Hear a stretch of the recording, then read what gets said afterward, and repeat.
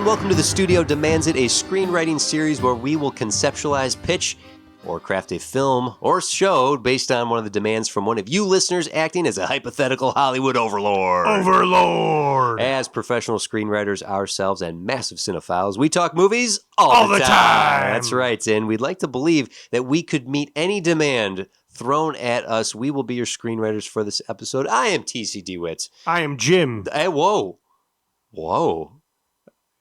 Hello, Jim. Brzelic. All of that was my middle name. Your full middle name is... Whoa, Jim. Whoa, Jim. Brzelic. Yeah. That's you jumped in on that. Are you taking a cue off of what happened last episode? No. 2 episodes ago where I so fumbled your middle name that I was like, what am I even doing anymore?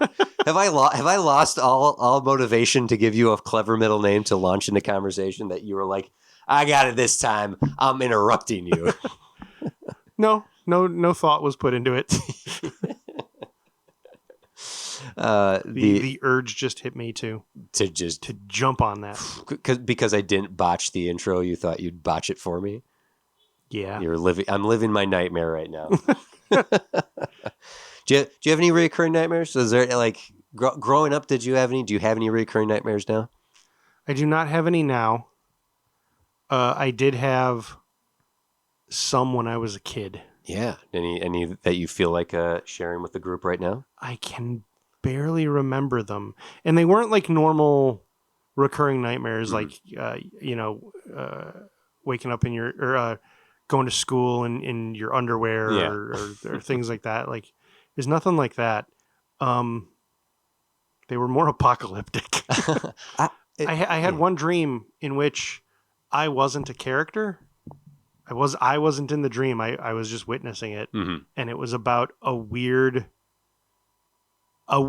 plague was causing people's heads to swell. Oh. And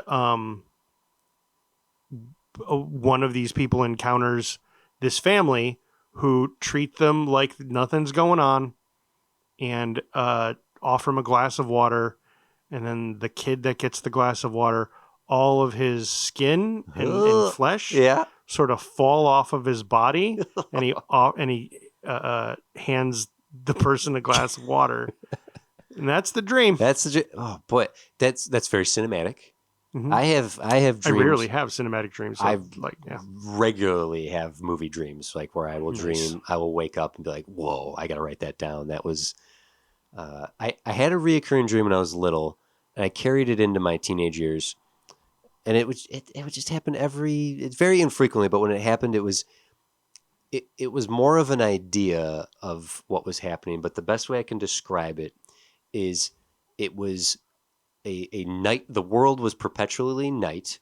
I was alone, and a second Earth was encasing the one I was on. Mm. So like a new Earth was just going to replace the one that I was left standing on, and no one knew. Like everyone was prepared to like wake up in the morning and they'd be on the second, like the replacement Earth, and I was the only one who woke up in the night and could see that this new shell was encasing the Earth, and it was a bit more of dream logic than that, but I would wake up terrified, like, oh God, it just left me shook. It left me sweating, scared, shivering, kind of a dream. And I had it through my little childhood into my teenage years enough times that I remembered it. When I'd wake up from it, I'd be like, that dream again. And I had an instance where I woke up one night, I was probably 13 or 14. I woke up from it. I walked out into the living room. I sat on the couch. My dad was watching like ESPN or something, and it was after midnight. And he's like, "Hey, you okay?" And I was like, "Yeah, I just had a bad dream." This is what occurred. I fell back asleep. I stood up. I walked out the front door. We lived across the street from a football field. And you had the dream again? No, I walked out the front door, across the street, climbed the fence, went into the football field, and like, as I'm doing this, I'm sleepwalking. I sleepwalked out the door across the street. You actually I literally did this, but I was having the dream again, And I could feel myself trying to wake myself up. And I was like, no, I'm done with this. I'm done with this. And I fought the dream away and was like, no, I'm done having this dream. And I woke up on the 50-yard line of the football field, the high school football field across the street from my house. Woke up and was like, I beat the dream. And then I walked back and my dad was on the front porch like, where did you go? I was like, I just went for a walk. And then I went back to bed and I never had the nightmare again. But I know it sounds insane, but I did that. I walked out the front door. Mm-hmm. Have I never told you that before? Maybe. Maybe. If I have, I'm sorry to repeat to No, the listeners, but that's it was yeah. And doing the math, that might have been around when the movie that for today came out. Whoa. What a good segue. You're like, listen, no one wants to hear anyone talk about their dreams. Yeah, great. Okay. No. Oh, your teeth fell out. Event Horizon. Okay. I was just doing the math and I realized, oh, that's about that would have been about the time. So yes, I tipped the hand. I mean, anyone could see what the episode is about. I don't know why I hide it like that when I know. That's so fun. It's normally we only know the subject matter of the demand, which is what we're doing today. But let's get into today's demand. So Jim, our That's listeners, yes, it is Jim. Whoa, Jim. Our listeners from all over the world have given us demands, and you listening right now, you can send us any demand you'd like, and we will have to meet it right here on the spot. And if we do our job by the end of the episode, we will have pitched a full script and maybe even exceeding the demands you've given us. And when the end of the season comes, this could very well be the demand. Your demand could very well be the pitch that the listeners greenlight for our finale. Boy, I stumbled. Finale. But please keep those demands coming. Today's demand comes from one of our dear devoted listeners. This comes from Michael Sullivan at where is it? At Libera Te Tutemet Studios. I believe that's Latin. What's that Latin for? I think it means save me, or no. I mistranslated. I might mistranslate. I think it means save yourself from hell. No, you didn't say that from hell. You got to say the infernus. Infernus. Good morning, gentlemen. Good morning. Okay. Good morning, gentlemen. You may be surprised today to encounter a demand regarding the continuation of a story from a financially unsuccessful genre film from nearly 30 years ago. But there are a lot of streaming services out there, and we were able to get these rights at a reasonable price. But the first 2 acts of Event Horizon constitute one of the best hours of any space-based film, Jim would disagree, that has ever been produced. The third act? Well, maybe not so much. A lot of people refer to the third act as Hellraiser in space, and they don't mean that kindly. Oh, man. This demand is not for one film, oh boy, because we have such immense faith in the writing team. Oh, thank you very much. We want 2 films. We will give you leeway to pitch outside these suggestions, but in higher level meetings, we've been eagerly looking at these options. A prequel, and a prequel can take many shapes. The origin story of the Event Horizon itself. IDW did a limited comic series last year on the same subject, so some of these ideas might not be available to you. I wasn't aware of that. An origin story of the events of the hold on a second. Of the Lewis and Clark. We see them existing. We see in the existing film that they already are a tight-knit group. Clearly, they've had successful missions. Or 3, the first command of Captain Miller on the Goliath, which led to the tragedy in the flashback. You ever see Fire in Zero Gravity? And the second movie is a sequel. Our surviving crew members, Stack, Cooper, Justin is technically survived, but he's going to be unavailable for future missions. Gathering a new crew to save Captain Miller from his presumed fate in hell. There we go. Sincerely, Michael Sullivan. Jim. TC. Event Horizon. Franchise it. And what Michael is asking us here is a prequel and a sequel. He wants some bookends. Yes. I have I want to say something right up front. I think we can make one movie that's both. I think we can, if we're going to do a prequel story, we can do it at the same time as a sequel story. I know the demand is literally to make two movies, and I know I'm immediately going like, I don't want to do that. I think we can do it in one. But the notion of a prequel movie, here's why I bump up against this. A prequel movie about the crew that leads to the Event Horizon. Event Horizon's the nightmare. That's hell. Yeah. They are introduced to that. It's like seeing the origin story of the Nostromo crew. Okay, what did they do before they ran into a xenomorph? They were just a bunch of truckers, space truckers. Yeah. So I'm not saying we can't do an origin story or some sort of prequel set idea for these crew. One of the ships, Captain Miller on the Goliath, and his events with losing his three teammates, or his one teammate, and saving the other two. And maybe you think we could do that. A sequel, I do think we could do that one. I'm willing to pitch off that, especially with such a clear idea of saving Captain Miller from presumed hell. They've already had the unleashing of hell in Event Horizon, so anything after the fact, we can get nutty with. We can go into some real kooky, crazy, horrific territory. Okay, I've rambled enough. What do you think about this notion? Well, if you have an idea and know how you want to make one movie out of it, we can what's the Huntsman and Snow White and the Huntsman. Snow White and the Huntsman. From what I understand, the sequel was literally a single movie bookending. That reference didn't land right. Anyway, you're so not wrong. I'll help you out, Jim. Snow White and the Huntsman, Winter's War. The second one, I think it's just the Huntsman Winter. The first part takes place before the events of the first movie, and then the second half takes place after the events of the first movie. Yeah. So that's what you're getting at. We can do that. I also see possibilities for two movies. Okay. I feel I'm having ideas for a prequel. For a situation like this, you are right. It's harder to do one because you need to dance around certain info and events happening, and you also risk recontextualizing things. And if we're going to recontextualize anything, it's Sam Neill's Weir's character, and just make him like. See, that's the thing. I think that's a bad idea. Okay, gotcha. I think it's a. I interrupted you anyway.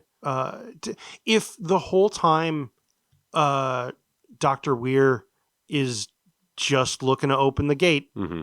I don't know. That really undermines any sort of arc that he has, any sort of insanity. But it could be done. It could be done well. There's a story mm-hmm. In Deadlands of all things. Have you brought Deadlands up before? I don't know. I try not. I try not to bring it up, but few people know that there's this thing called Deadlands that I love. And Jim loves it. No, I'm just giving you a hard time. But there's a major story in Deadlands. Is this mad scientist? Before he was a mad scientist, before the world went crazy, got the supernatural injected back into it.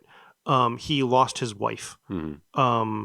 And he wanted to bring her back. So he started researching ways to do that. Mm-hmm. And then magic becomes a thing, and he's becomes the foremost in the new science. Mm-hmm. And what he ends up doing is he ends up making a special bore, essentially, BORE. Mm-hmm. Right, a drilling bore, not a warthog. Yeah. With the intent of drilling into hell to get his wife's soul back. Wow. Okay. The rest of the company doesn't know this. Mm-hmm. They don't know that that's what he's up to. And they do eventually drill into hell, and there's whole adventures you have, and swaths of mercenaries get killed. Oh, but and actually, no, I think I might have brought this story up in The Lone Stranger, because we have a train that goes to hell. It comes from hell. Yeah. And he had this drilling bore that went to hell, and they laid train track and took a train to hell.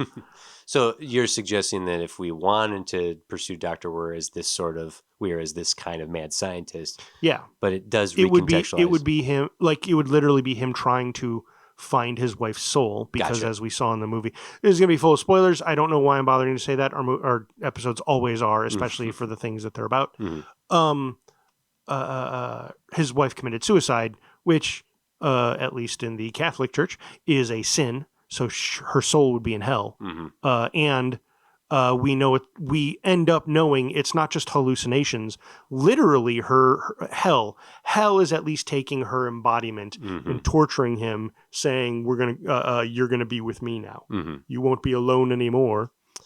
So giving some sort of prequel story that explores that and his motivation for building this thing, that it wasn't to traverse time and space, that he No. literally, It was Yeah, always to go to hell. yeah, I see why that would undermine this movie, and it would recontextualize in such a way that I take your point. You said you might have a notion of how to do a prequel? So we would Because introduce. we do have other options. We could follow Sure. the Goliath ship and Lawrence Fishburne. We could follow the Event Horizon folks themselves. But I interrupted you. Go ahead. So my notion for a prequel. So those were just examples, and we appreciate the studio giving starter seed ideas. Sure, yeah. My idea would actually be to do the building of the Event Horizon, Mm-hmm. and Weir is kept unknown, but a group of people have injected themselves into the team with the intent of bending this project to making a gate to hell. Yeah. Okay. So then it's not Weir who's doing it. It's a cult of people. Yeah, a cult. Now we don't really have a protagonist, Mm-hmm. And we know they're going to succeed. Mm-hmm. So that's all I really have for a premise on where to start. The building of this ship and the undermining of a star drive to become a hell drive. Okay. So yeah, let's imagine this takes place in some sort of construction site. Now, do we want to make this? We know in 2015 the first permanent moon base Mhm. was established in the Event Horizon timeline. So In 2032, Mars was being mined. correct. Yeah. So we have some places that we could set this in. Because here's what I think. You're making a good point here, that if the construction of the Event Horizon is being infiltrated by a cult that is placing things in such a way as modifying the drive itself to blend science with this dark magic, Mm-hmm. the symbology hidden in the metal, right? Two fun things to hear.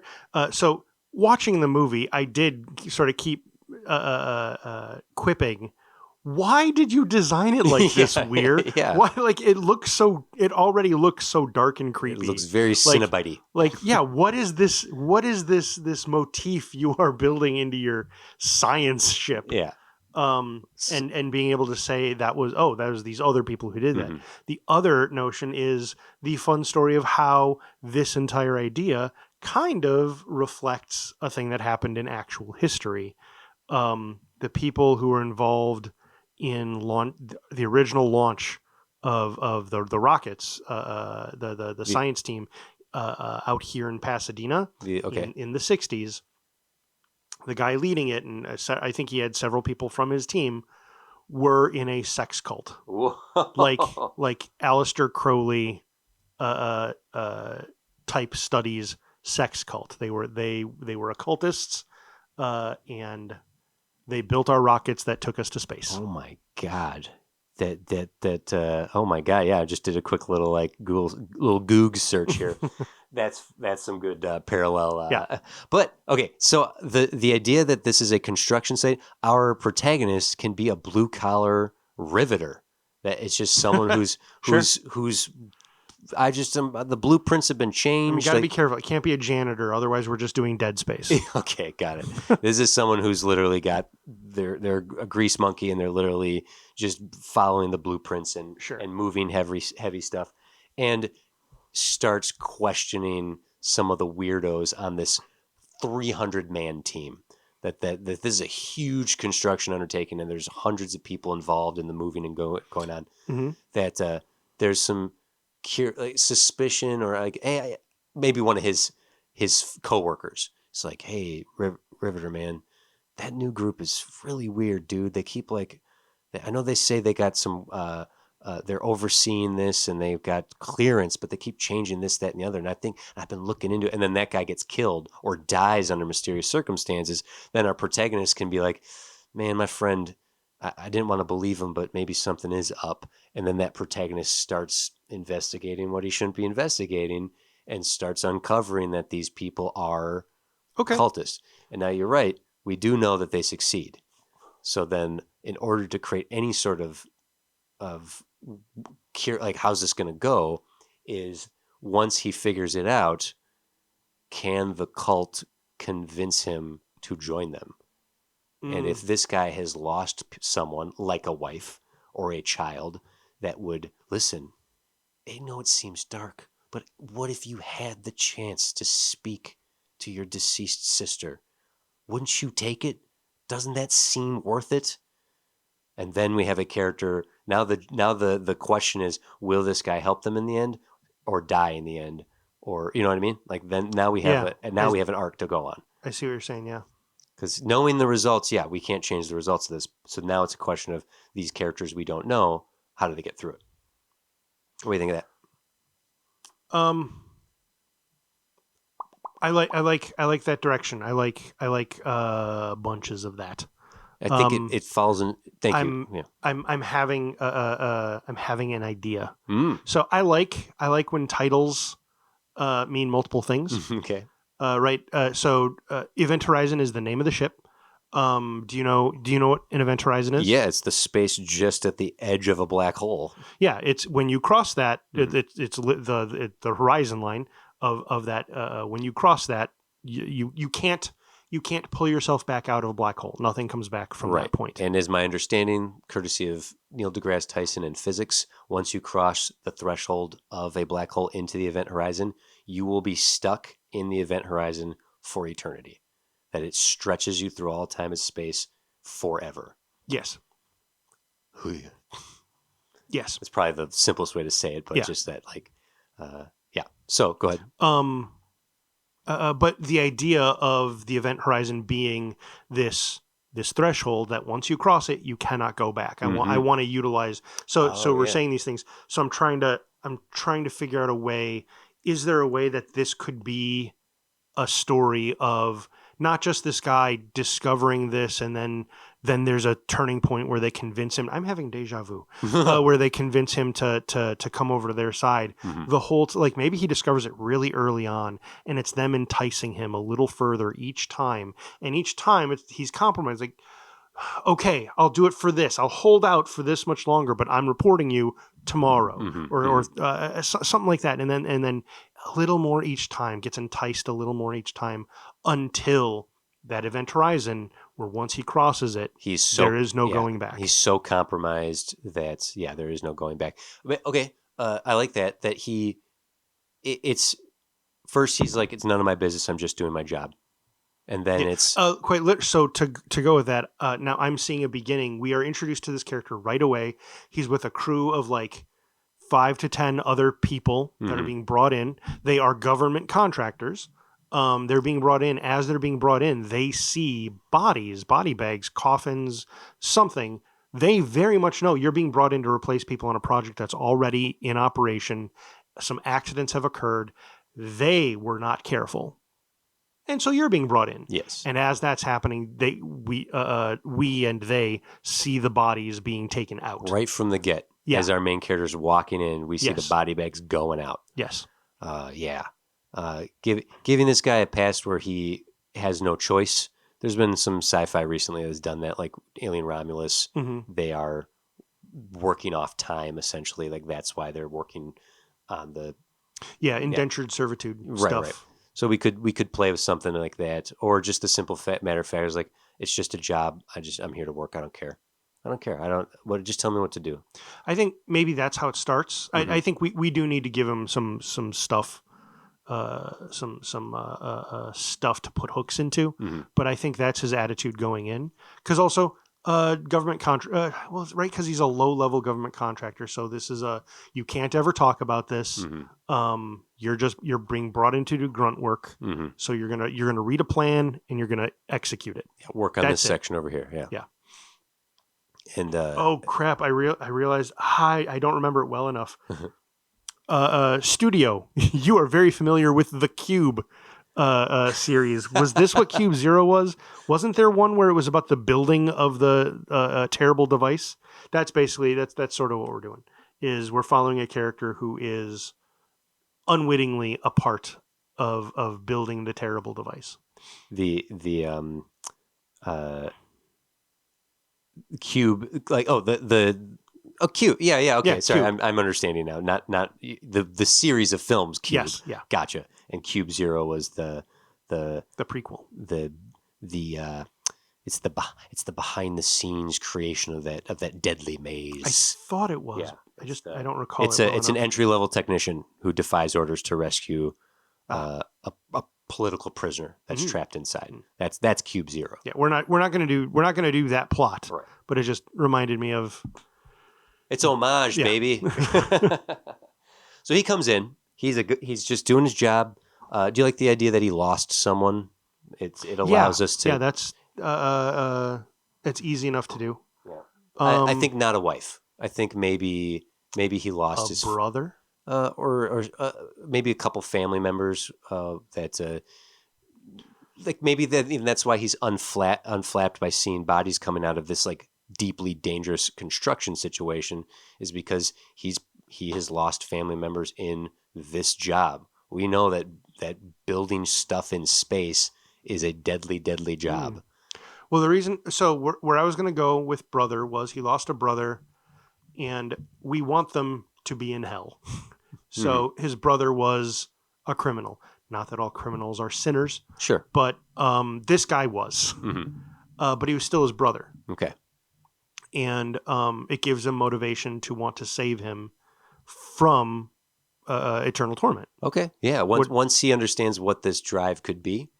Yeah. What do you think of that? Yeah. So his brother died under some sort of criminal. Actually, yeah. So he also was a space riveter. But he also got up to bad stuff, did bad things, and ultimately died doing it. For it. Just because I like the cowboy nature of it, and the idea of riveters being these roughneck, like oil riggers type, like they're out in the middle of nowhere, so they're going to get caught up into some shenanigans. If it was like a gambling night, a poker night that went sideways, sort of like Wild Bill Hickok was killed by another gambler, sort of thing, where if it's he cheated at a table, got in a brawl that led to two people, like him killing someone and someone killing him, just trying to make it a violent criminal death that gives him just a little bit of, just a tiniest bit of like deniability. Yeah, he didn't. I love my serial killer brother. Yeah, like he wasn't a serial killer. Exactly. I don't want him to be a serial killer. So I'm saying like giving him something that's like, yeah, he was messed up and did bad things all his life, and he paid the price for it, but he doesn't deserve to be in hell. Sure. And to that end, so with all of that, actually, I like the idea of smattering in a bunch of flashbacks. What do you think about having it be sort of like how Weir is haunted by his wife? Yes, exactly. Like he's haunted by his brother. And you pointed out in Event Horizon, I don't know if you just said this on mic or before we started recording, that Weir is haunted before he even starts the mission.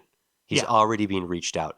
So the day we meet our protagonist and like he goes to the bunk for the first night, he already has the first flash. So I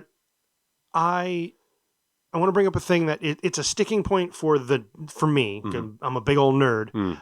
Having him be this roughneck construction worker doesn't sit right. Thinking about how government, because the Event Horizon was a government project. Now It's kind of weird how the Lewis and Clark gets involved because Lewis and Clark isn't. They are contractors, They're searching. just meant to tug him Right. out to Neptune and look around. They're a And- search and rescue vehicle. Yeah.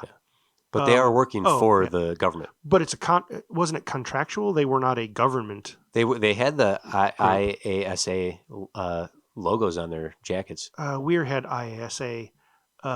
Miller had USAC. Oh, okay. So Well- maybe it was. Basically, like it was soldiers who built Los Alamos Sure. in Oppenheimer. So what I'm suggesting, what I'm insinuating is it wouldn't be just contract workers who would be building these top secret experimental things. It would be somebody low level, but who's been given clearance. So- that's my. Okay. So our protagonist is military of sorts? I guess that's what I'm. Well, hey, you know So- what? I had a friend in college. He was in the army, and his sole job in Afghanistan during the war was building latrines. That's Okay. what he was there to do. He Um, built the showers and he built the toilets, and he was in the army, and that was his job. Okay. Yeah. No. Yes. Cool. This is working out for me. So, all of this happened to his brother before he was old enough to join the army. Right. Like Yeah. when he was 16, his Okay. older brother who was 19. Mhm. This all happened to. Just a few. So then he years went older. into the military. So and that's how he's a part of it. And my brain is happy now. Great. So our protagonist gets brought into building this vessel. Mm-hmm. Maybe doesn't even have a name yet, or they know that they're Mm-hmm. gonna.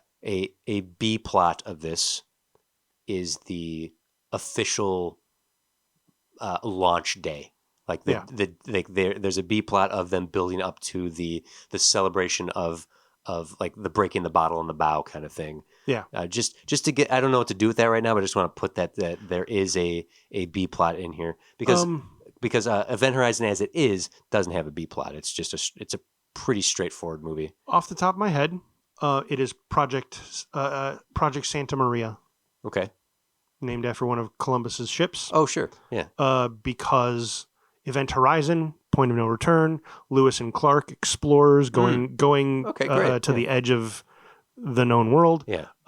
Santa Maria, explore. The whole point is to go explore and find whole new vistas. How about I don't. I'm just going to pitch an alternate Project Magellan, Sure. because then we have world travel. Like, Sure. yeah, great, cool. And it has like a fun. It's Space. It's Magellan's been used in space stuff. Yeah, it feels spacey. Yeah. Yeah. So Project Magellan is this building of this ship that he's brought into, and he has coworkers that are of his level that maybe he even has previous work experience with. Yeah. Because I'd suggest He's been brought. Yes. So one of his buddies is suspicious of the weirdo. That group doesn't talk to anyone, kind of thing.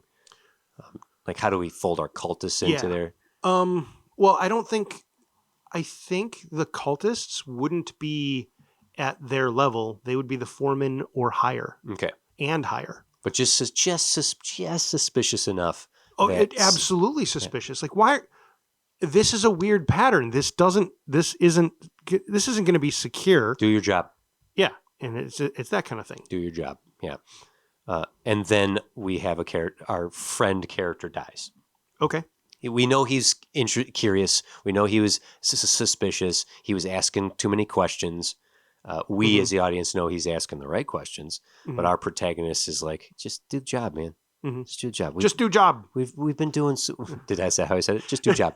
I'm sure you were doing a normal casual slur of just do the job. I say if you play it back, just do job. If you play it back and listen carefully, I said Tim Cook of Apple. Okay, I said the full thing. Tim Apple. Anyway, our friend character dies, is found dead, and our protagonist is like, what were you up to? Okay, This is our beginning of our second act. It's the first step towards the point of no return for him. The first time he's already on the job, but as soon as he starts asking the same questions and slowly start investigating, Yeah, we're after the inciting incident. The death of Okay. our friend character is the inciting incident, and so now we're moving into uh, I'm asking. I shouldn't be asking questions, but I am wondering who these people are. I'm doing my job, but I'm also keeping an eye on these weirdos. Mhm. And slowly, he starts moving towards. I know you had suggested that he's presented to it early. I think that presented the notion of who these people really are earlier rather than later. I don't think it's the climax of the movie. I think it's more like the halfway point where he's made fully aware of. Good. I'm going to suggest otherwise. Hmm. So his friend dies. Mm-hmm. No one new is brought in yet. Mm-hmm. And he's brought over to fill in what he was doing. Um, and I don't know if you would want him to be proactive enough that he's already curious and he goes through his friends' things before they get removed, and like he finds a journal with like Scribblings or like something, this dude's being weird and or there's even something just in someone's like security clearance card that's like circled, or a blueprint area that's been X'd out in a big red circle around. sure. Just some element. Basically, if he's involved, if he's decided to investigate or not. Mm-hmm. But I'm thinking he gets moved over there. The foreman tells him like do these things, and he says something like, "Isn't this weird?"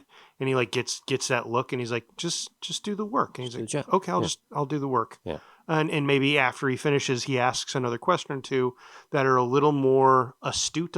Maybe it's informed by the stuff he found. Mm-hmm. Like I found this over on the MacGuffin. Mm-hmm. And the foreman goes, MacGuffin?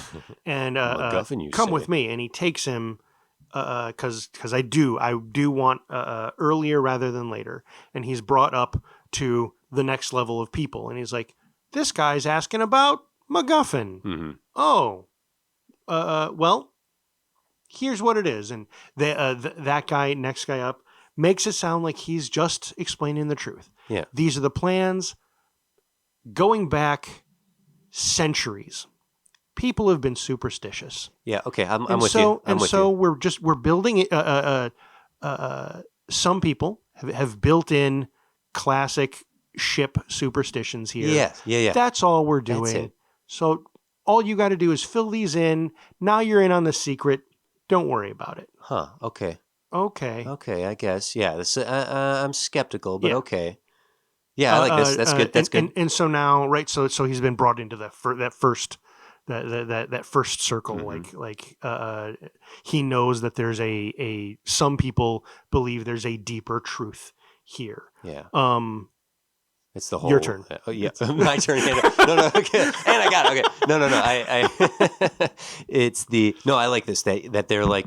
That's great. That's the right beats. We're the right space here, and he gets back to it. But his curiosity is now piqued even more so, as if there's an element of superstition here, an element of almost religion here, we could establish a character earlier that has a religious notion about all this, that prays for, as they're walking in to see the bodies going by, that character says a quick prayer for the deceased. Oh, sure. And our protagonist is like, hey man, you know the job. Yeah, but I still, God rest their souls. Okay. Yeah.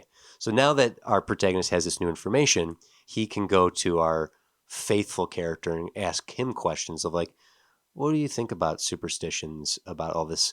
I mean, we're literally, they want to fold space-time to cross.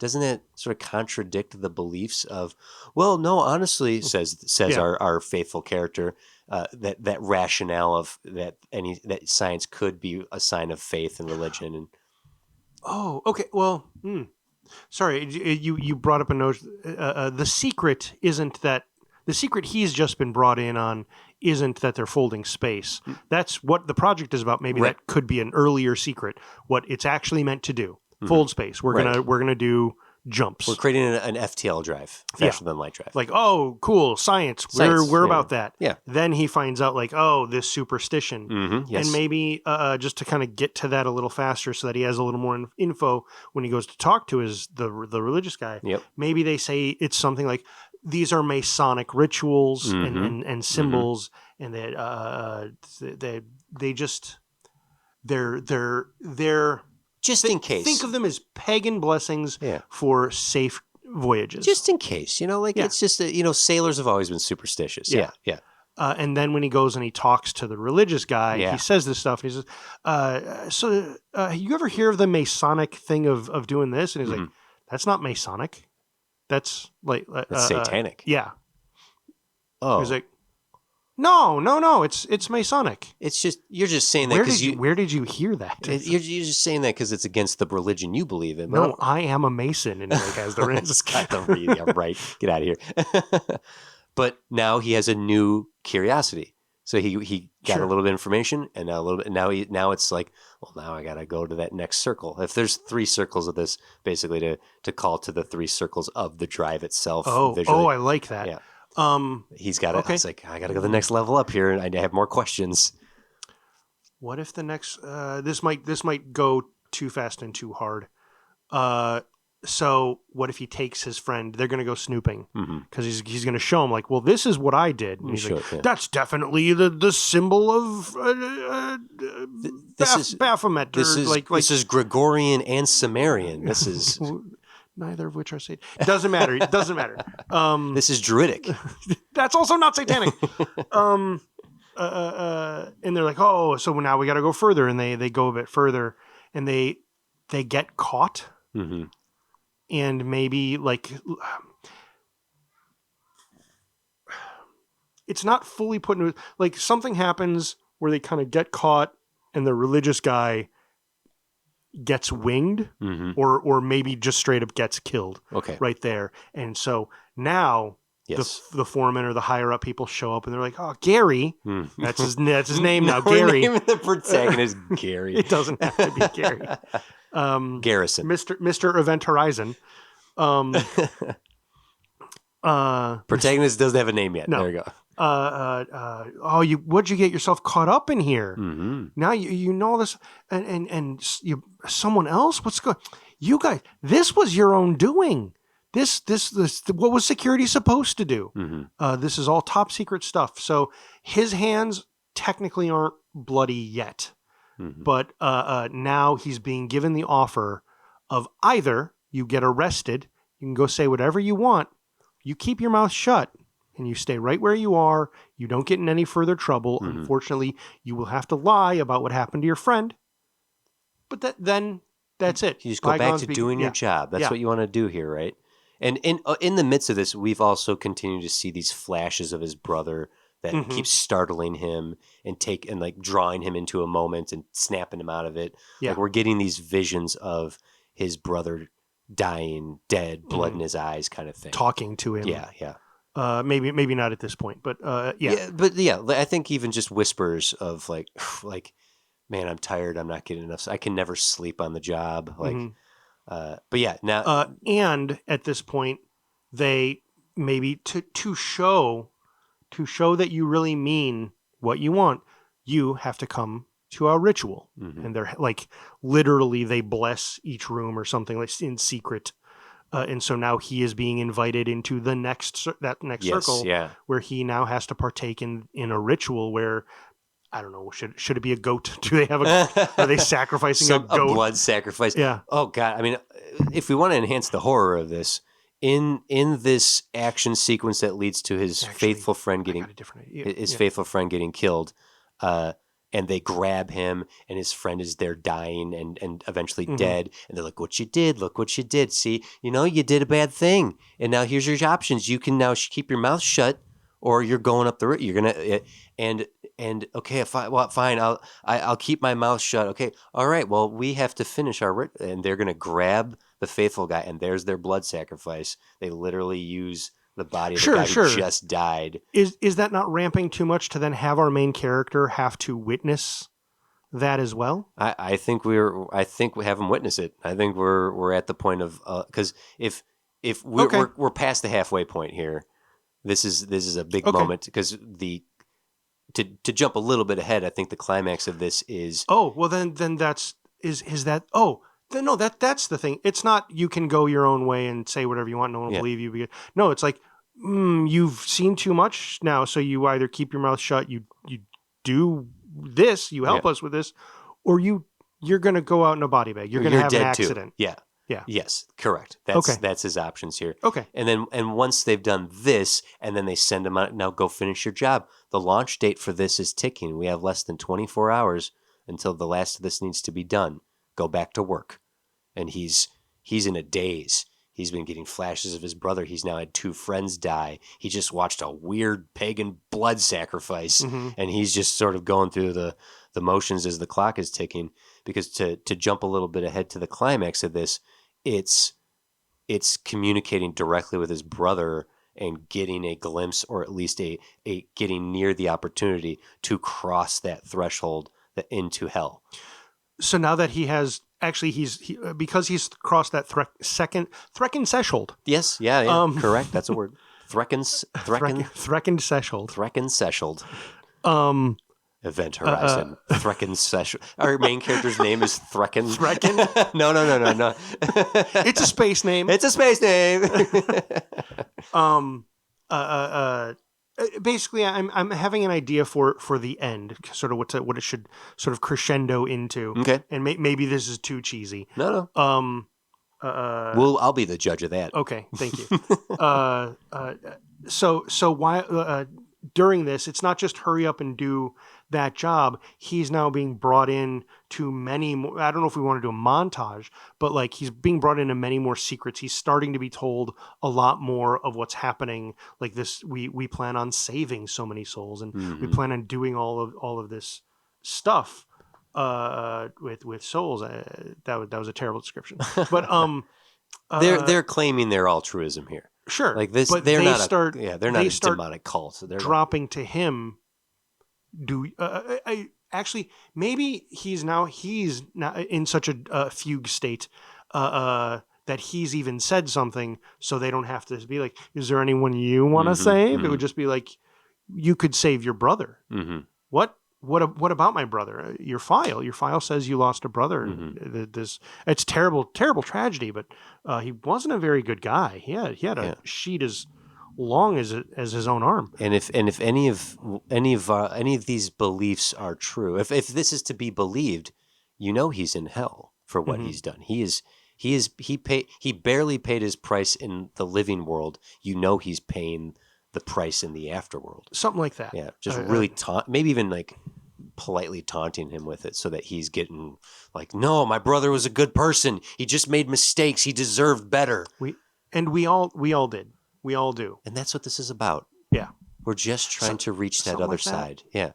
Especially if they keep selling it so like as a good thing, that there's never someone screaming and raging until the end, of course. Like someone's going to be I don't actually even should I just jump to what I think the end should be? Yeah. Okay. That the final ritual they bring in, and like it's like they're full on killing people right there. No more feigning accidents and stuff.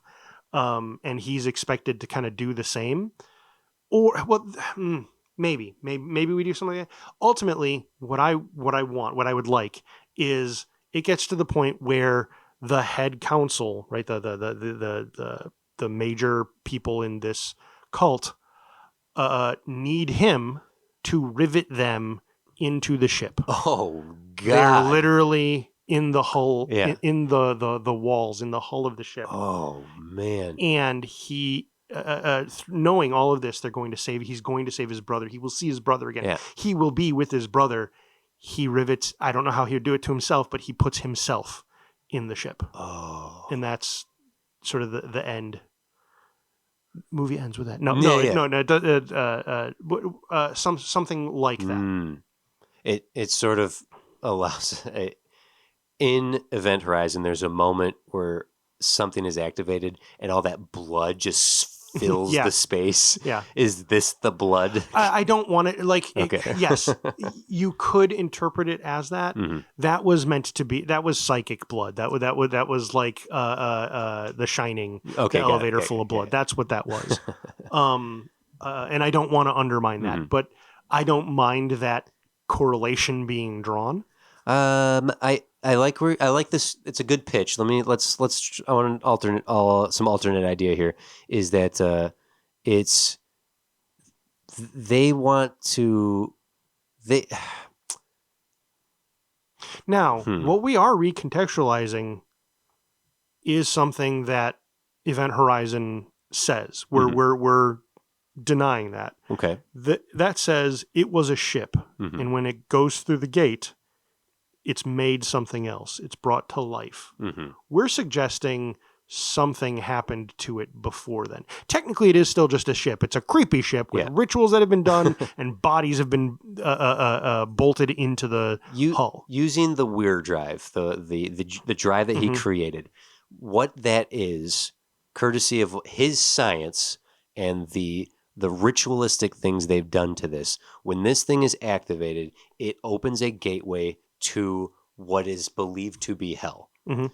The if it was just the science, it would do exactly as it's supposed to be. It would fold time and Right. space and go from A to B. But because this group has done all this extra stuff to it, Mhm. this satanic, whatever have you, ritualistic stuff, that that it is a gateway to hell. And I want this finale to have a moment where it does open up, so that he does have Oh, he steps through? steps through, or something comes through, like his brother comes through, or a thing comes through, so that if he decides in the end, uh, I I do want to see my brother, but I can't let this happen. If this is everything I've seen, if he gets a glimpse of that gateway just flickering open enough that he literally sees what's going to come through or go through, like what it connects to, and he, oh, sorry, I bumped my mic here. If he makes the decisions like, no, I can't do this. I can't. I have to stop it. And we have a dun, dun, dun, dun, dun, dun, like, I'm going to use my rivet gun to blow your asses away, so that this can't happen. And getting to that final moment of like, no, we need this to exist, and the cultists are getting killed, and he gets to the drive just as it flickers open, and he's about to blow it up, and and what seems to be his brother steps out, reaches out, and takes him and pulls him in to hell, and the gateway closes.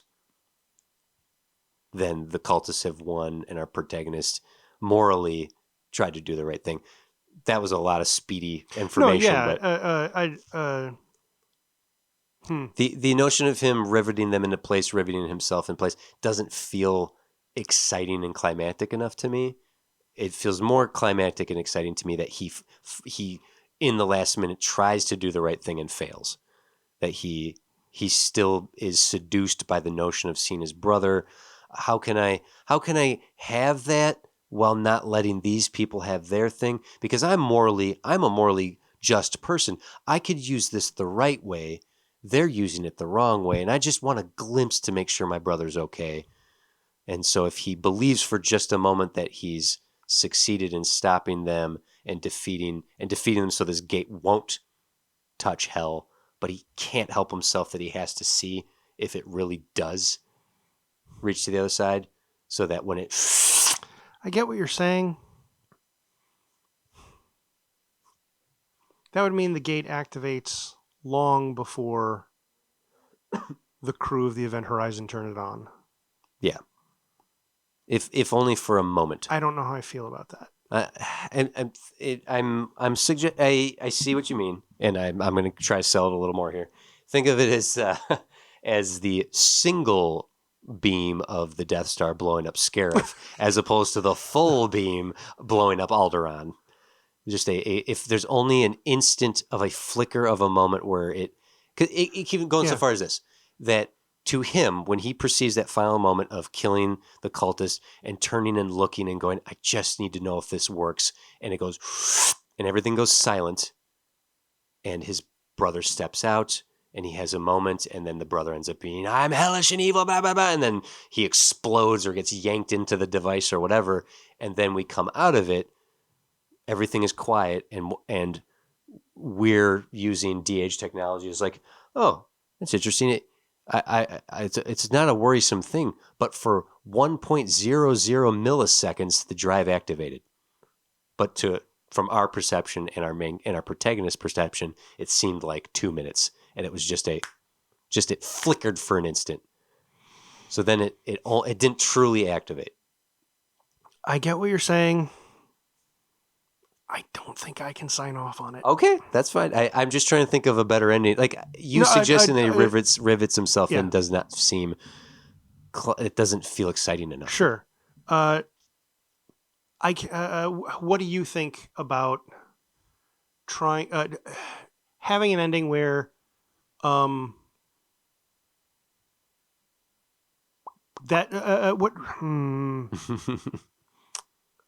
see what you're saying. We'll get we can get our action sequence in there. That is important. It does happen in Event Horizon. Mm-hmm.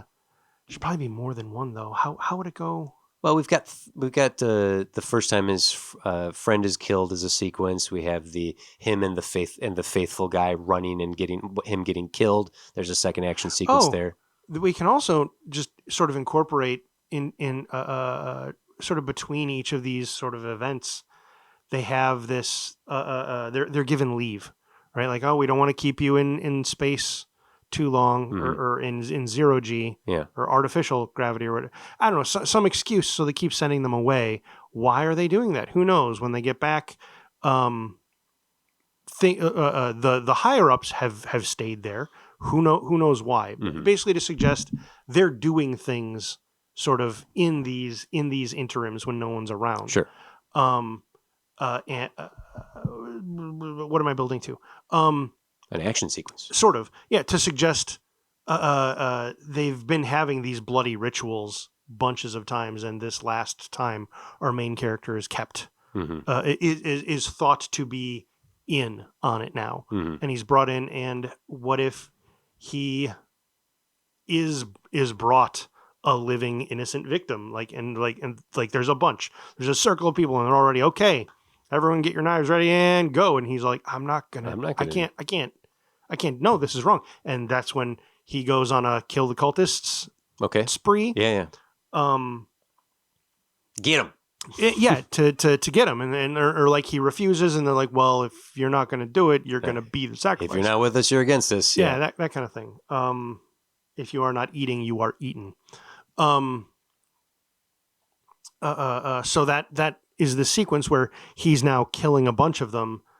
What he doesn't know that'll sort of be explained in a denouement is that actually plays into their hand as well. Because they're dying on the ship. It's all sacrifice. Yeah. One they were all planning on going anyway, so something like that. And what ends up happening, I don't know. Whatever our culmination is, whatever happens to our main character, and ultimately, we even see this cult was bigger than just the 10 guys at the top, or just under Weir. There's basically a bunch of janitors who come in and clean it all up. Mm-hmm. They do that every 2 weeks because this is what they've been doing. Yeah. So then when Weir comes on in that to check things out, all right, everything seems to be on the up and up. Shipshape. Yeah. Meanwhile, all of our cultists have been murdered ritualistically and incorporated. I like all that, but I don't know what's happened to our main character. You want our main character to already go to hell? Well, no, not necessarily. I like this. What you've just suggested. That's a great pitch. I like that he gets to run and gun and fight these guys and take them all out. And once he's completed, it's like, thank you. You actually did exactly what we wanted you. Like, no. How does that play into the visions of hell and of his brother? What is that? Is that who finally thanks him? Is this vision of his brother? Sure, there you go. That's great. Like, and ultimately, I was thinking that's why he would relent and incorporate himself into it. Is his brother is like, come to where I'm at, come to me, and that's the only way our protagonist knows how. Yeah. That's ultimately where I was going. I don't know if that works with what you're thinking. No, I mean, we're brainstorming here. I as long as the nightmare connection to whatever this supposed hell is, if he goes in and runs and guns and kills all the cultists, and then in the end he's sitting there bleeding, like covered in their blood, and he's done it. He's saved everyone from this evil, and a vision of his brother comes to him in the drive room, like in the Sure, yeah. like that's where his final moments are. Is he's like at the drive, and his brother appears to him and is like, "Thank you, you did it. You've done it. You've like I." Are you okay? Are you in hell? If all this was real, if what they were doing is real, are you really here right now? Tell me what I'm saying. Like, what do you think you're seeing right now? Just some sort of, oh no, I fucked up. What do you think? What do you think about? So we keep coming back to this drive room, and there's lots of sections that are incomplete and being completed as the movie goes. But there's one visually we keep focusing on one specific compartment.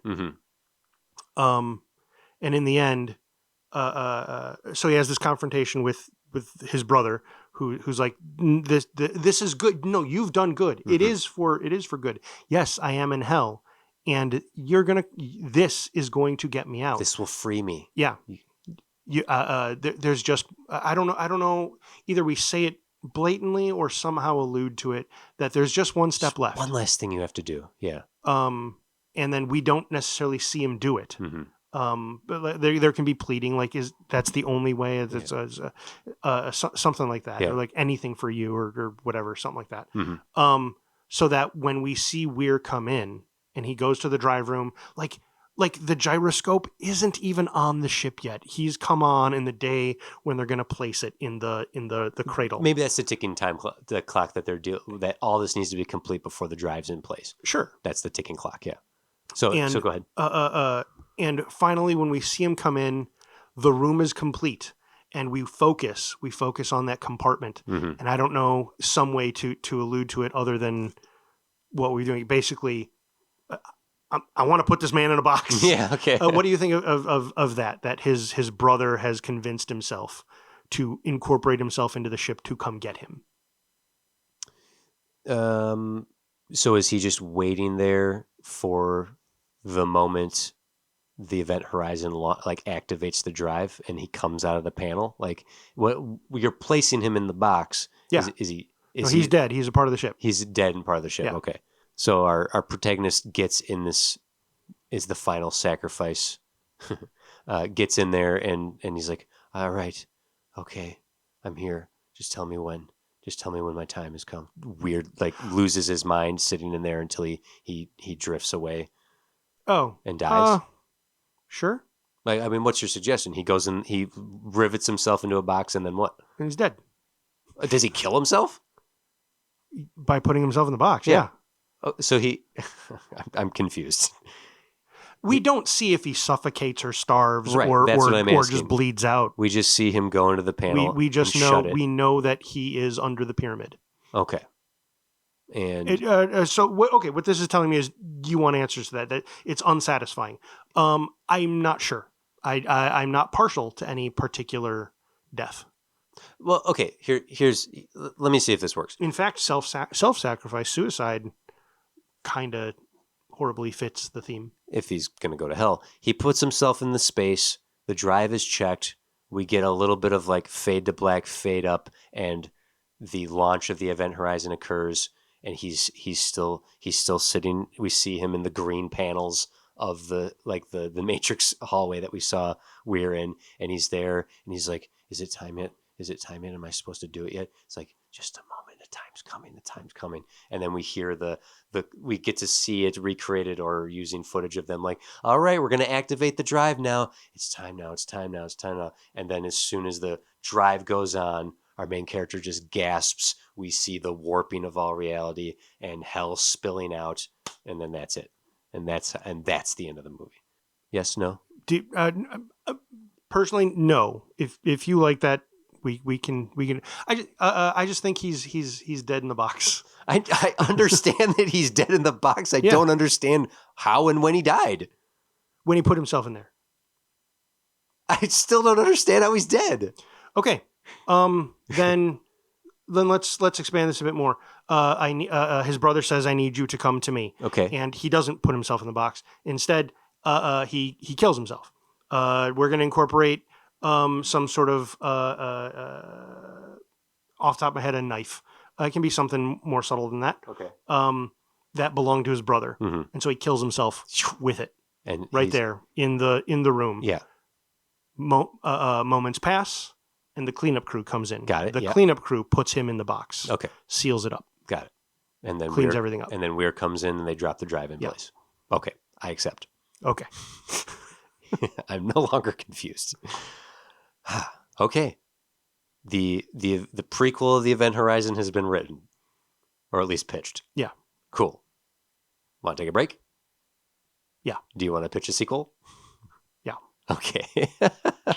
Thank you for satisfying me. I'm No, no no, longer. that's okay. Yeah. Okay. I was going off ambiguous notions of, and then the thing happens, and you wanted more than that. No, and damn that it. is fair. I need to know. All right. Well, Sullivan, we're going to leave it there to everyone listening, but to our studio that we're trying to satisfy the demand for. Color me surprised. We got ourselves a full prequel, and we're going to take a break here and come back and see if we can't concoct a sequel. Right? Right. Okay. So here's some messages from our wonderful network. Be right back.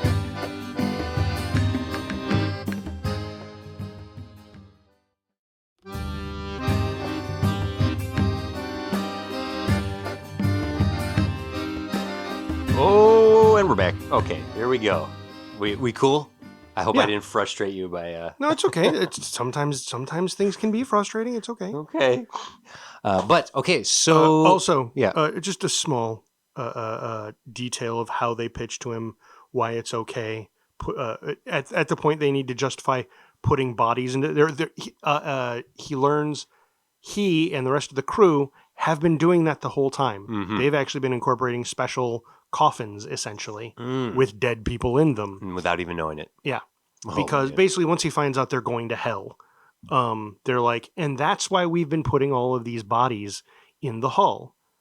We can protect from radiation, from all of these cosmic rays and all that, but the only thing to protect us from hell is going to be us.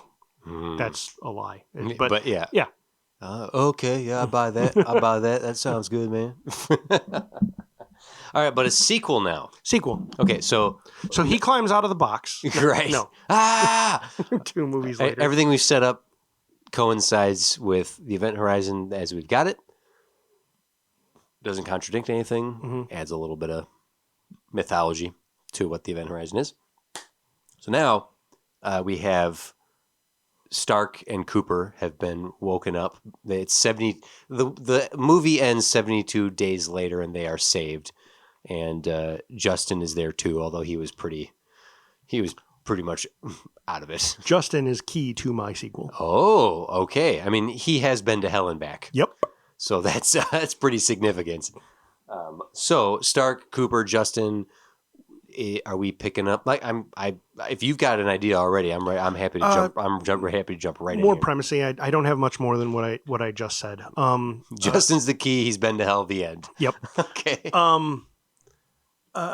The idea being something like, well, again, this is a government program. Mhm. The government wouldn't just say, "Oh, it's gone. Mhm. Oh well, too bad." They didn't even do that with the Event Horizon when it went wrong the first All time. right. They're like, go get that thing. Yeah. Mhm. So they would do what they can to find out what happened. Mhm. They would get full reports from the 3 of them. Mhm. And I think Justin's would have the most compelling information that I think they would have a handle on. We can handle this. Mhm. He would present himself as knowing what to do. Like, quite clearly, mentally, he's rattled. Mhm. Also, I think some time has passed. I don't know how much time. Interestingly, do we recast? Do we try to get those same actors? It's been 30. Yeah. Does the project take 30 years to send some people out? Let's talk recast. Let's imagine this is taking place however many days you want it to take. I want to make a suggestion if you mind me jumping in here, is that we are now en route from where they woke them up back to Earth or Mars or the Oh, moon. you want to aliens this? Yeah. I actually would, especially for rather than recasting the same characters, Mhm. I would almost rather jump bunches of years Okay. and have a new cast. Okay. But since Justin's been to hell, if he's still comatose and he's been comatose for 30 years and he wakes up mm, and they have not been able to recreate the drive because Weir's dead. I don't know. And if he wakes up, just a soft pitch, he wakes up and starts drawing like he knows the design, like it's in him. The design is in him. Keeping in mind, we've already created lore that this is not just science. This is also this it's ritualistic magic. stuff. Yeah. Okay, but I don't want that to have happened soon before. No, I'm saying 30 years. So I'm saying Justin wakes up, we'll say 25 years. Mhm. The movie, and we get a shot of that, right? A little montage of him waking up and drawing stuff and then being like, this is weird. 5 years after that, Yep. we start our actual mission. We meet our Space Marines. Okay. I'm just going to say it. We're doing. Yep. I'm going to call it. We're doing Event Horizons. Events Horizons. Events Horizons. Now, and also those 5 years that passed, whatever crazy manic scribbly man came out of the coma, Mhm. that's not who we see presented. We see somebody who has been reassembled to some degree. He can still have bunches of scars. That's fine and cool. I know that was probably supposed to be like, oh, that's what rapid decompression into space did to him, and so that was blood coming out. But man, that looked like scarification. Yeah. So like in my mind, he has like evil satanic runes carved into his flesh. Sure. So he could still have that. Mhm. And so our new crew is shown is brought aboard their brand new ship. This ship is gonna go to the edge of the solar system. Mhm. You're going on a not a rescue mission, salvage? It'd be a salvage mission. To Neptune. And in those, yes. Oh, wow. And in those years, we've gotten a bit further, right? We haven't made it to another star yet. Mhm. But going to Neptune, going out that far is easy. However, the problem is spaceships so far can't go from space into atmospheres, Mhm. much less Neptune's atmosphere. The problem with going to Neptune is a entirely water planet, if I remember right? Or is it Uranus that's entirely water? I thought it was Neptune. That's why it's called Neptune. But a special ship has been made to go from space into atmosphere and specifically into deep water. I'll make it with heavy gravity. Yeah. And then be able to pull itself out. Okay. Neptune's fun. It's an ice planet. Ooh, and so we could have we could have water and ice in this, but having that, why have they not gone back in 30 years to salvage? Because that technology of dropping to the surface. Well, no, I guess they can get. Well, they can get to the surface of a solid planet, but getting to the surface of a gas planet. Here's a suggestion. Maybe Cooper and Stark explain like it was destroyed, it got blown up. Miller went down with the ship. It's dead. Now Sullivan had suggested here that the mission is to save Miller from hell. We don't have to use that. But that Stark and Cooper have presented all their information in such a way that it was blown up. They lie. They say we got it away from the planet. We were en route home and it exploded in the vacuum of space. And just because they don't want to risk any chance of them trying to salvage it. Like they lied. They covered it up as much as the two of them are the only two that know what happened. And now enough time has passed that someone has detected on through some sort of sensory ex orbit of Neptune. Like, no, there are pieces of this information is false. It blew up planet side and it is on the surface, and we're going to go recover that drive. We have a couple things to decide. Okay. What exactly happened at the end of the movie? Because the effect they used looked like it went into the planet Neptune. Mm-hmm. That is also not what anything looks like when it falls into orbit. Mm-hmm. Did it fold? Oh, you're saying did it jump? Yeah. Oh, and then maybe it's jumped back. No, I think it. No, I think the event horizon has jumped into hell. Okay. Yeah. So it's just sort of gone. So It's gone, technically, yeah. if we could open a gate anywhere, we could do that. Okay. Yeah. We do it on Mars, and we do a little backdoor Doom So story. we're Doom. All right. No, we could still go back out to Neptune, like basically the what do you call it, the sci-fi terminology to explain how or why, or the magic reasoning as to why they have to go back to that spot is because reality is thinner where it punches through. Sure. And it's our Space Marines going there? Yeah. Is the tear of where the jump happened reveal itself to it's been getting thinner? Not necessarily. Okay. Why did it take them 30 years to go back? Because they didn't know until Justin woke up. Okay, great. So Justin wakes up and does his scribble. I mean, maybe they did go back, but they wouldn't know what to look for. They wouldn't know any of that stuff. And he's they don't have Weir anymore, so they don't have the scientist who knows that science. Sure. Because that's how it works. Only one scientist yeah, I know it says can know science at a in time. the sci-fi way of it. Yes. So Justin woke up, and for the past 5 years, he has been developing the program or the detection or the ability to go, this is the spot.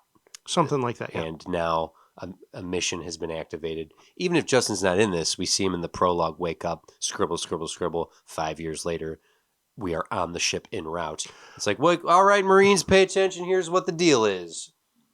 We are going to a tear in all of space and fabric of reality to investigate the last known location of the event horizon. This is 60 years ago. I mean, I don't know if I do you want it to be that on the nose, right up front with what's happening? Soft pitch. Let these Marines know what their mission is. If we're gonna rip off aliens, let's rip off aliens. I get more what I mean. Well, okay, so in that regard, I don't think I want to do that. Mm-hmm. I don't mind the idea of them saying, "Okay, Marines, the event horizon was last seen at this location, disappeared 60 years ago. 60 years ago, presumably 60, isn't it 30? You said it's 30 years ago. It's 20 from 20, the event. Oh, right. It's 30 from the event horizon. Yeah. Right. It was whatever. Yeah. Anyway, getting caught up in numbers, getting stuck on math, unimportant details. We're going out there, and I don't know. I want Justin to be Justin. Yeah. I want Justin to be there. Okay. Yeah. My notion is he is not Justin. He is something has taken him over. Sure. And is posing as him. Mm-hmm. And his whole thing is, I know what's going on here. I know all this stuff. I will guide you through. Mm-hmm. And then once they're there, it's like, I did it. Ha ha. Having him say as Justin, like, I'll guide you. Mm-hmm. I'll guide you. So that when he starts showing his evil, mm-hmm. let me guide you. I'll guide you to sure. Like even turning people one by one. So it becomes this troop of Marines that are slowly turning on each other. Oh, sure. Now, right. So they go out there. They don't necessarily know. And Justin has given them the ability to make something to punch through. Mm-hmm. Not very big, not for very long, but hopefully long enough to recover what happened. Now I am okay with incorporating Stark and Cooper if we want. Okay. The modern day filmmaking loves, and I like it as well, likes to incorporate the original actor legacy as sequel, such, and we keep doing it real late, so the people are limited by our physical universe. Being 70 and 80 years old. Yeah. So and these two won't be. that's rough. Yeah. But they can we can incorporate them quite literally. They would be they could be it's easy enough for the government to write it as the government has no reason to let them know that their friend has awoken from a coma and is being crazy.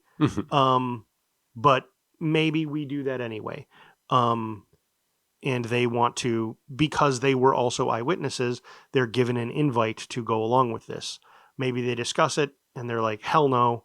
But what about Miller? He wouldn't leave us behind. This is our chance. So maybe one of them is like, we need to go make sure that none of this makes it back. And the other's like, we need to get Miller. See, if Miller, if all of what is possible happened and he is trapped on the other side of that in gateway, wherever that was, it's hell. It's not, that's not what it is. Whatever it is. Yeah. We owe it to him to go save him. Yeah. So their mission is to tag along to this ice planet to find that drive in order to rescue Miller. And Justin's actual mission is to open up hell and unleash it. Yeah. Nice.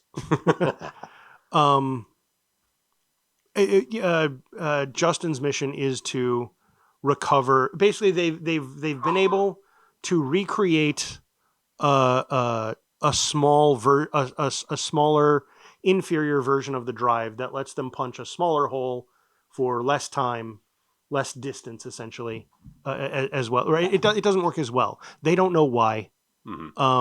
That's a major reason why they want to recover as much of the original as they can. Yeah.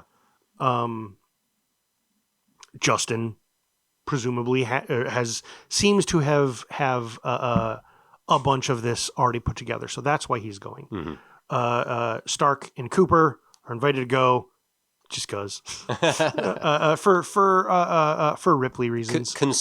They're consultant reasons. Yeah.